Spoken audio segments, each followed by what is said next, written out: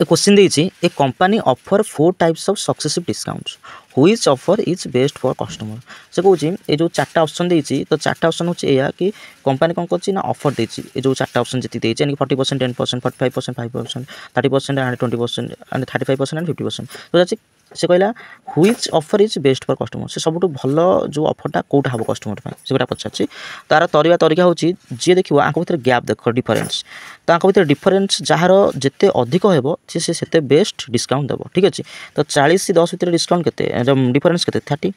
ठीक अच्छे तो 45 5 तो डिफरेन्स के 40 ठीक अच्छे 30 20 भितर डिफरेन्स के 10 यानी कि 35 15 भितर डिफरेन्स के 20 यानी कि सबुठ अधिक गैप कौटी ना ये 40 यानी कि ऑप्शन नंबर बी हूँ करेक्ट आंसर कारण ये सबुठ भल डिस्काउंट देव यानी कि जार जिते गैप अधिक हो से बेस्ट डिस्काउंट देव जब वीडियो भल लगी तेज लाइक कमेंट शेयर सब्सक्राइब करें भूलें थैंक यू।